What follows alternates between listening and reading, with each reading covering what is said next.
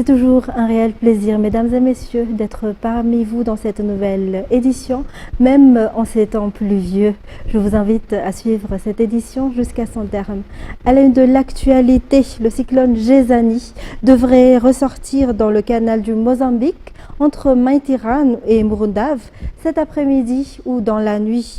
Des pluies intermittentes se poursuivront dans plusieurs régions et de rafales de vent restent à prévoir de manière générale, selon le bulletin publié ce matin à 10 h par le service de la météorologie.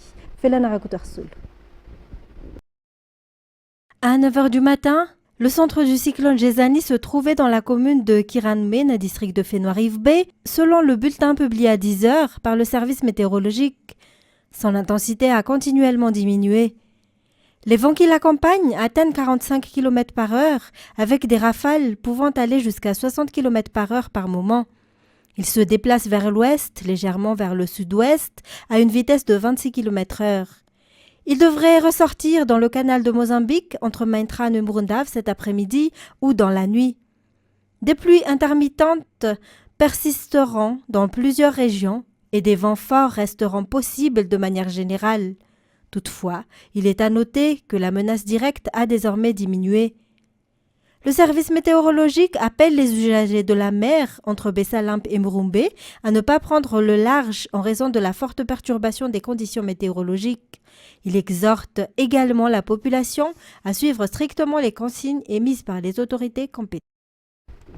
Et puis, ce cyclone a laissé d'importants dégâts à Tuamasin. De nombreuses habitations ont été endommagées et plusieurs infrastructures ont subi des destructions. Les vents violents apportés par le cyclone Gézani a fortement frappé la ville de Tuamasin.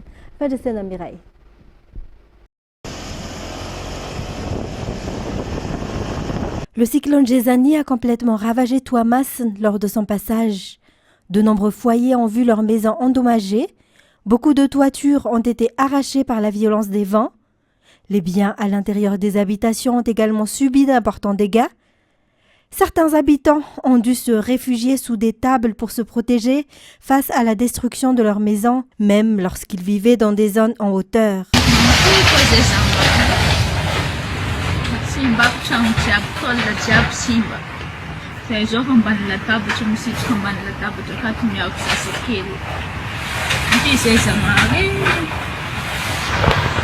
Le niveau de la mer est monté à Tuamasin, détruisant d'importantes infrastructures.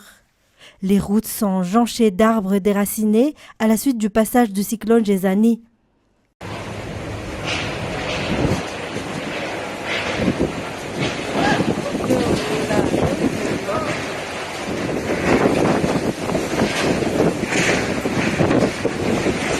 Les dégâts laissés par le cyclone Gézani à Tuamasin sont considérables et les sinistrés lancent un appel pour une prise en charge et un soutien face aux pertes subies.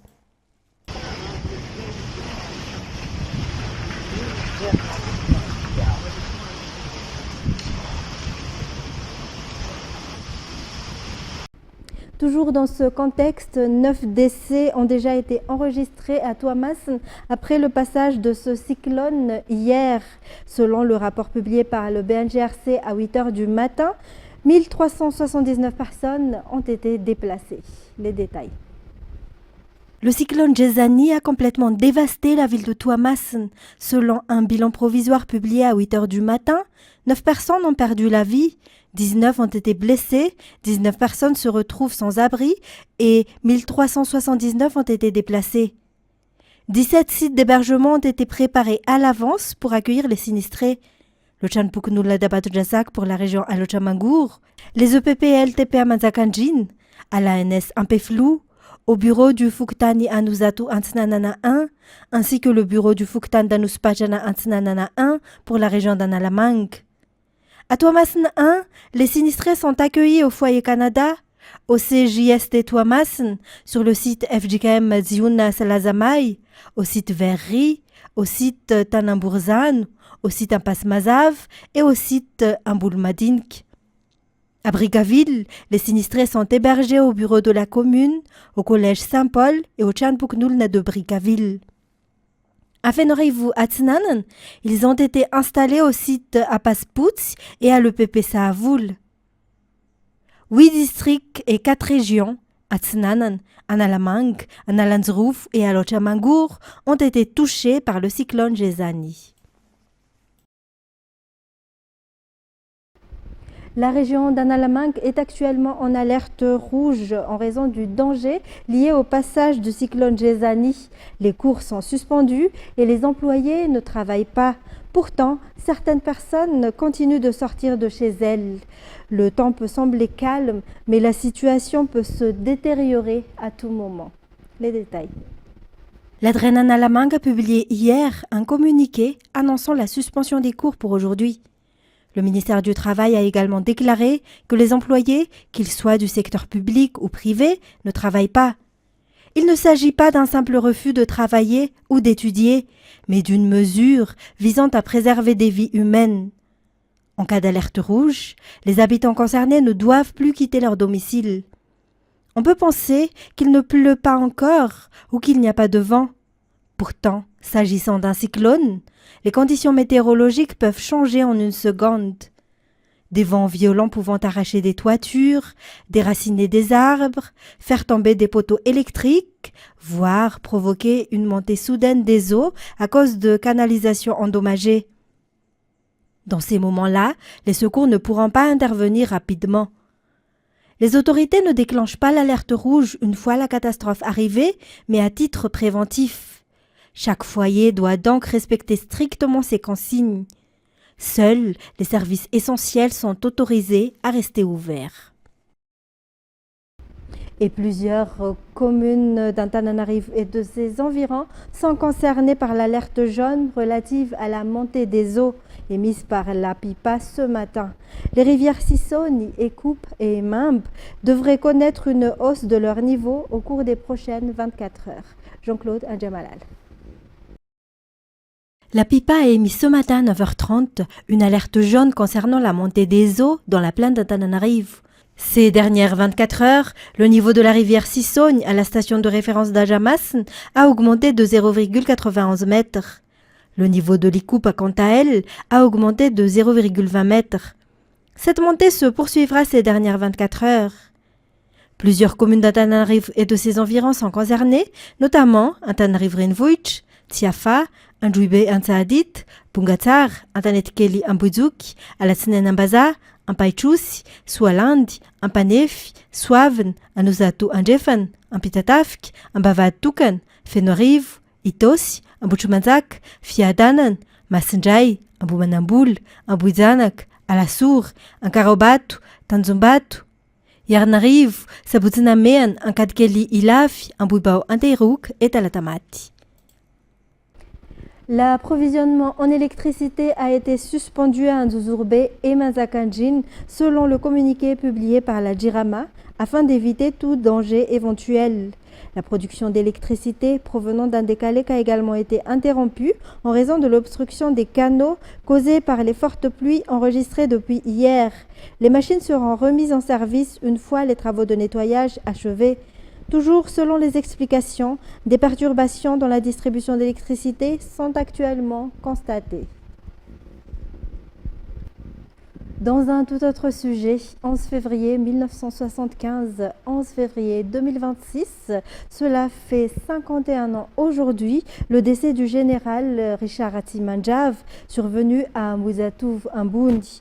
Son patriotisme et sa détermination à assumer la responsabilité de sauver la nation, même durant les 6 seuls jours où il a dirigé Madagascar, demeurent gravés dans le cœur des Malagasy. Un édito de Jean-Claude Adjamalal. À la suite des mouvements populaires ayant conduit au départ de Philbert Tiranen, premier président de la République en 1972, l'armée a assuré la gestion provisoire du pays. Le général Ramanantsoa fut alors désigné chef de l'État par les forces armées en tant que plus haut gradé et l'un des officiers les plus anciens. Un régime militaire fut ainsi instauré. Conformément à la constitution en vigueur à l'époque, le général Ramanantsoa avait la possibilité de désigner son successeur s'il se trouvait dans l'incapacité de continuer à diriger le pays. Le mercredi 5 février 1975, il nomma le colonel Richard Hatimandjaf à la tête de l'État. Le courage dont fit preuve le colonel Richard Hatimandjaf lorsqu'il reçut les pleins pouvoirs ce 5 février reste encore vivant dans la mémoire collective. Hélas, le colonel Richard Hatimandjaf ne dirigea le pays que pendant 6 jours. Le 11 février 1975, vers 20h, alors qu'il rentrait chez lui après le travail, il fut assassiné à Mbudzatu-Wamboune. Son chauffeur et son garde de corps périrent également sous les balles. La tristesse et la colère se mêlèrent dans le cœur du peuple à l'annonce de la nouvelle. La nation fut en deuil et l'espoir né au sein du peuple, notamment des Fuknouln, sembla s'éteindre. Le pays s'inclina dans la douleur, mais le peuple malagasy ne perdit ni confiance ni espérance, demeurant prêt à se relever et à œuvrer ensemble pour le développement national. Aujourd'hui, le sang versé par ces héros de la nation appartient à l'histoire et constitue un puissant levier pour renforcer le patriotisme et l'unité des Malagasy dans la marche vers le développement. En économie, l'événement Brio Connect qui se tiendra les 12 et 13 février au CCI IVAT vise à promouvoir l'entrepreneuriat à Madagascar. Il offrira l'opportunité de rencontrer différents acteurs et d'échanger autour des opportunités favorisant le développement économique du pays. Fin de scène à Mireille sur les images d'Onza Ranjiansu. Des entreprises de tout secteur participent à Brio Connect, un événement conçu comme un espace de rencontre pour les entrepreneurs. Les échanges commerciaux et le renforcement des partenariats entre opérateurs économiques figurent parmi les principaux objectifs. Le secteur du numérique occupe également une place importante dans le monde entrepreneurial actuel. Brio Connect, c'est un point important parce que justement c'est une plateforme de rencontre entre des entrepreneurs, des entreprises, des institutions et l'impact numérique et digital est aujourd'hui extrêmement fort pour les entreprises et les institutions. Sans solution digitale et sans solution numérique adaptée, les entreprises peuvent avoir certaines difficultés justement pour croître et pour être compétitives. Donc nous on a voulu s'allier avec Brio Connect pour aussi accompagner les entreprises dans cette transformation digitale, accompagner aussi des solutions innovantes pour Madagascar qui sont les data centers grâce aux solutions de Stellarix pour proposer vraiment une solution personnalisée pour chaque entreprise, pour chaque institution, pour les aider justement à se développer. L'événement Brio Connect se déroulera les 12 et 13 février au CCI IVAT. Et dans les actualités internationales, le gouvernement sénégalais a ordonné la fermeture de la cité universitaire de la plus grande université de Dakar au lendemain de la mort d'un étudiant en médecine lors de heurts violents avec la police. Un décès qui a suscité l'émoi dans la communauté universitaire. France 24. Quitter l'université, c'est la résolution des étudiants ce mardi au lendemain de la violente répression policière qui a coûté la vie à Abdoulaye Ba, étudiant en 2e année de médecine dentaire. Les pensionnaires de la plus grande université du Sénégal, 80 000 étudiants, sont toujours dans l'incompréhension. J'ai vu de mes propres yeux un de mes amis se faire tabasser violemment par les forces de l'ordre. C'est injuste. On n'a rien à dire, on a pris les mots. C'est décevant. On a consacré toute notre force pour qu'ils puissent accéder au pouvoir. Aujourd'hui, après leur accession au pouvoir, les autorités n'ont pas aujourd'hui le droit de nous torturer, n'ont pas le droit de nous massacrer. La mort d'Abdoulaye Ba a plongé tout un pays dans la consternation. Les Sénégalais se demandent surtout pourquoi les forces de l'ordre ont été autorisées à entrer dans le campus universitaire pour réprimer les étudiants.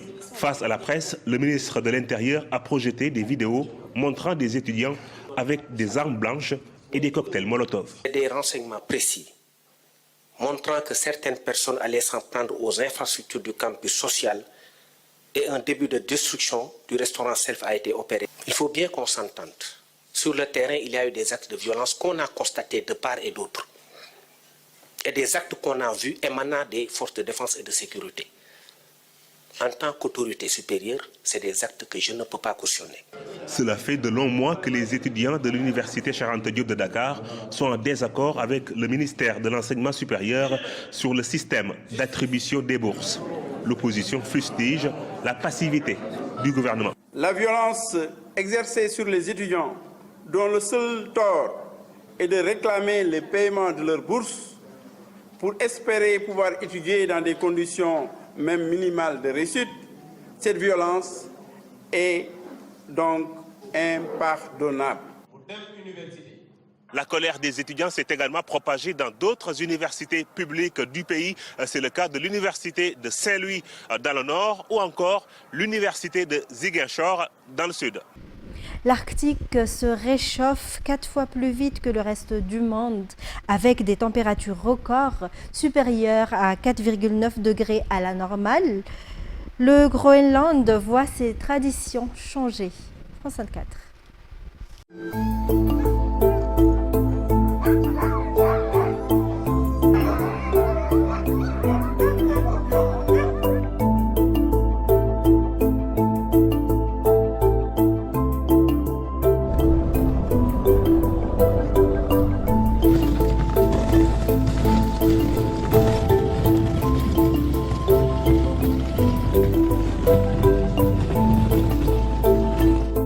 Right now there's not much snow, as you can see here, and it's a lot harder to go out dog sitting because it's a lot of bumpy and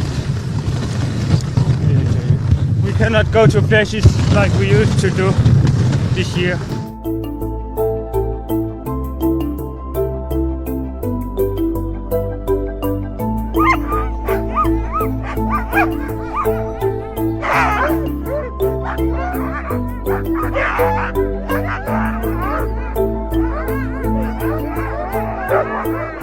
We are only 4 months to earn money, but now we have maybe only 1.5 month to do that if the snow is coming and the ice is coming too.